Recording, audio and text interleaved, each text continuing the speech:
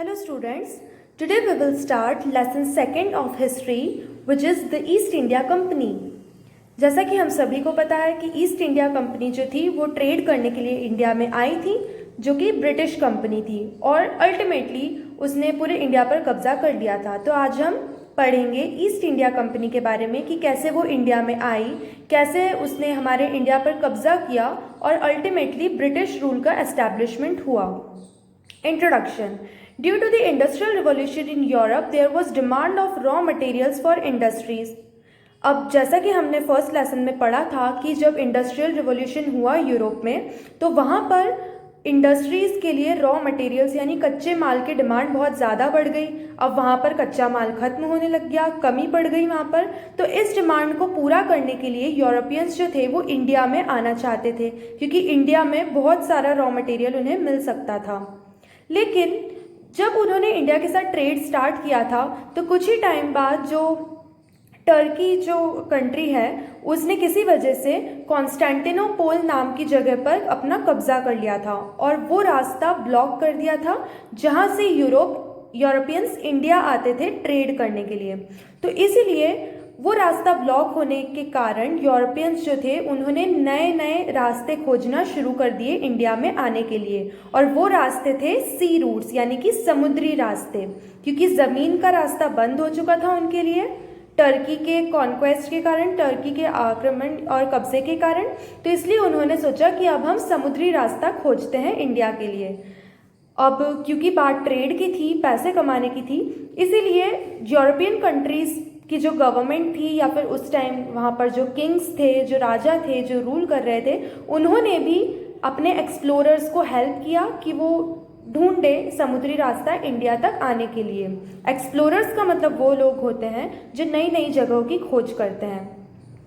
सबसे पहले हम पढ़ेंगे पोर्तुगीज़ के बारे में। पोर्तुगीज़ मतलब पुर्तगाल के लोग। A Portuguese navigator Vasco da Gama discovered sea route to India in 1498 AD।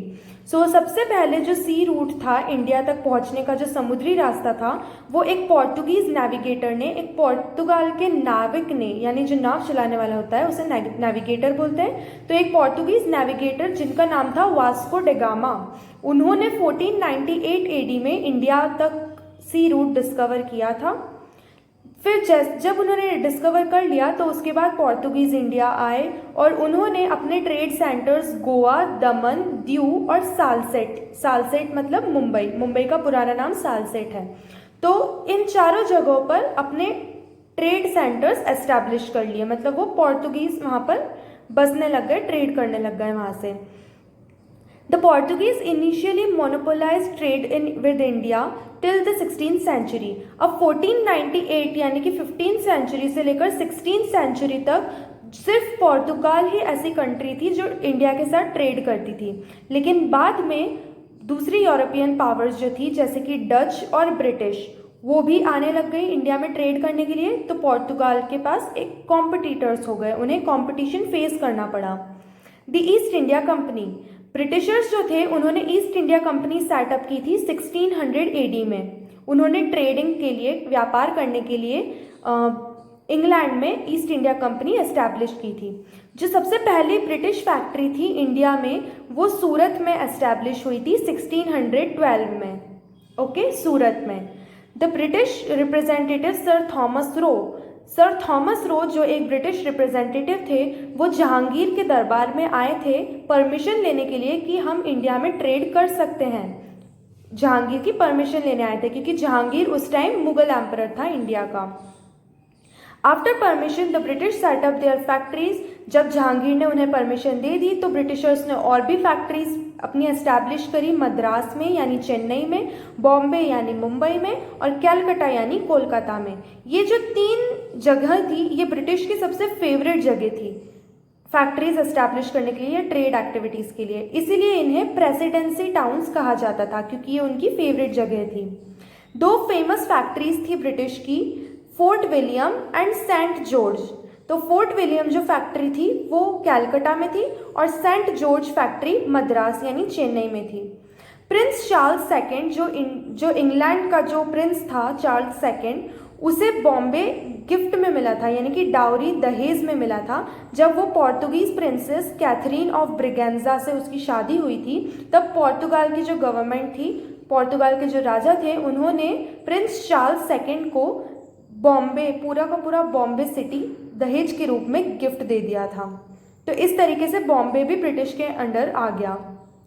The British setup many factories in India, उन्होंने बहुत सारी फैक्ट्रीज सेटअप की इंडिया में। इन फैक्ट्रीज का काम प्रोडक्शन ऑफ गुड्स, सिर्फ प्रोडक्शन ऑफ गुड्स नहीं था, यानी कि सिर्फ सामान बनाने के लिए ही इन फैक्ट्रीज का यूज़ नहीं किया जाता था, वो रॉ मटेरियल्स को स्टोर करने के लिए भी बनाई गई थी। लेकिन बाद में धीरे धीरे ब्रिटिशर्स ने उन फैक्ट्रीज का फोर्टिफिकेशन यानी कि किलेबंदी करनी स्टार्ट कर दी, जो कि युद्ध के टाइम की जाती है। तीसरी कंट्री थी डच, जो इंडिया में ट्रेड करने आई थी।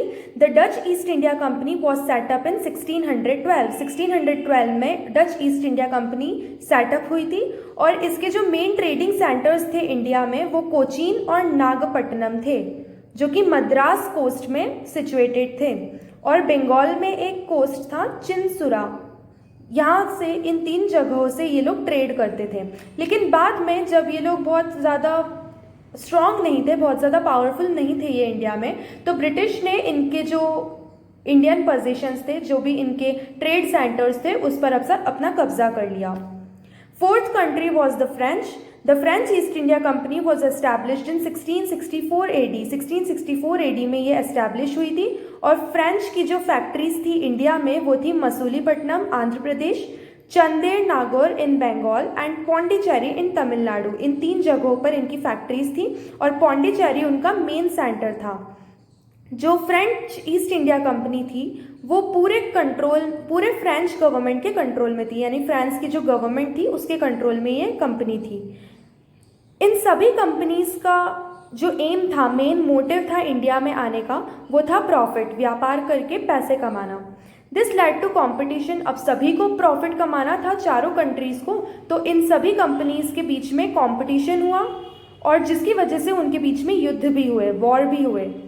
Also to get more trade facilities, उनको और ट्रेडिंग फैसिलिटीज़ मिले और ज़्यादा जगह इंडिया में व्यापार करने को मिले, तो उन्होंने इस कारण से इंडिया के जो अफेयर्स थे, पॉलिटिकल अफेयर्स थे, राजाओं के बीच में जो अफेयर्स चल रहे थे, उनमें भी अपना इंटरफेयर करना स्टार्ट कर दिया।